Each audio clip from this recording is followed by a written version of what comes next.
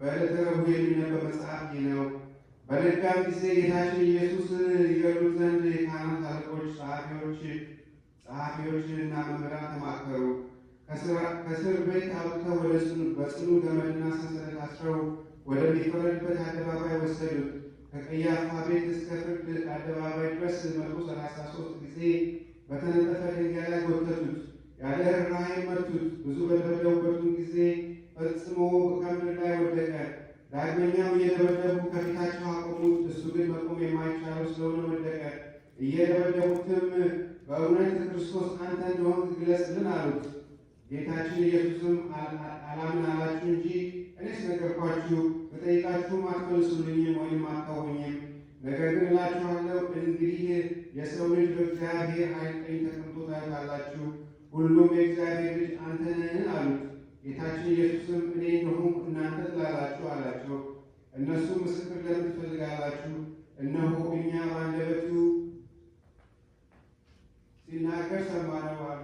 ሁሉም በአንድነት ተነስተው እየደበደቡ ወደ ጲላጦስ ወሰዱት። ጲላጦስም ወደ እነርሱ ወጥቶ ይህን ሰው ወደ እኔ ያመጣችሁት ነገሩስ በደሉስ ምንድን ነው አላቸው። አይሁድም መልሰው ክፉ አድራጊስ ባይሆን ወደ አንተ ባላመጣነውም ነበር አሉት። ጲላጦስም እናንተ እንደ ሕጋችሁ ፈርዳችሁ ቅጡት አላቸው። አይሁድም ማንንም ልንገድል እኛ አይገባንም አሉ። በማናቸውም ሞት ይሞት ዘንድ ስላለው ለእነሱ ሲያመለክታቸው ጌታችን ኢየሱስ የተናገረው ነገር ይደርስ ይፈጸም ዘንድ ነው። የሚሞተውም ተሰቅሎ ነው እንጂ በድንጋይ ተወግሮ አይደለምና። ያን ጊዜውንም አይሁድ በጌታችን በኢየሱስ ላይ በሌባና በወንበዴ ፍርድ ፈረዱበት። ያስያዘውም ይሁዳ የሞት ፍርድ እንደተፈረደበት ባየ ጊዜ ተጸጽቶ ከሕዝቡ መምህራኖችና ከካህናቶቹ አለቆች የተቀበለውን 30 ብር መልሶ ሰጣቸው። ይህን እውነተኛ ሰው ያስገደልኩ፣ ንጹሕ ደሙን ያፈሰስኩ እኔ በድያለሁ አላበጀሁም ብሎ መለሰ። እኛ ካንተ አንተ ከእኛ ምን አለ? ለራስህ እወቅ አሉት። ይህንንም ብር በአዳራሹ በትኖ ወደ ታላቅ እንጨት ሄዶ በእንጨቱ ላይ ገመድ አስሮ ተሰቀለ። ነገር ግን ያለ ንስሐ ተሰቅሎ እንዳይሞት ብሎ ጌታችን ኢየሱስ በቸርነቱ እንጨቱን ወደ ምድር አዘነበለው። ይሁዳም ተሰቅሎ ባለመሞቱ ተበሳጭቶ ወደ ሌላ እንጨት ሄዶ ተሰቀለ። ጌታችን ኢየሱስም ሁለተኛ ጊዜ በቸርነቱ ብዛት ተሰቅሎ እንዳይሞት እንጨቱን አዘነበለበት። እንጨቱንም እንደ ሰው እንዲናገር አደረገው። እንጨቱም እንደ ሰው ተናግሮ እንደ ወንድምህ እንደ ጴጥሮስ ስለ ኃጢአትህ ንስሐ ገብተህ አልቅስ አለው። ጴጥሮስን ይልቅ እንዳለው ያንተንም ኃጢአት ይቅር ይልሃልና እምቢ ብሎ በብዙ ጸዓልና መከራ ሳይሞት በሦስተኛው እንጨት ተሰቅሎ ዋለ።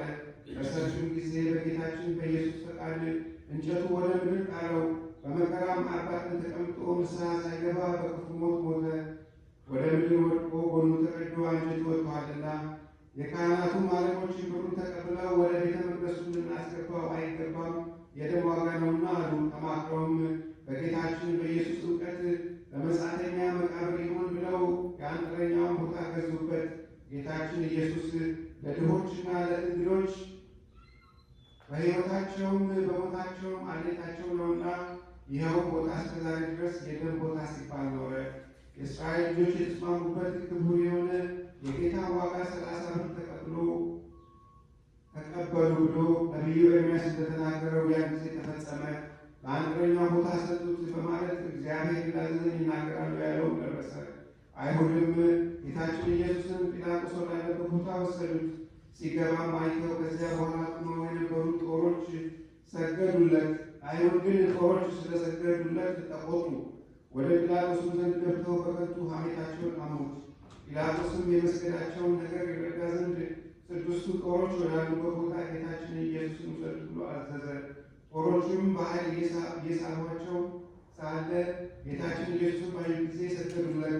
አይሁድም ይህን ተአምራት አይተው እንዲህ ያለ መድኃኒተኛ ሰው አላየንም ብለው ጮኹ።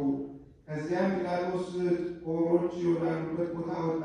በጲላጦስም ፊት ለጌታችን ለኢየሱስ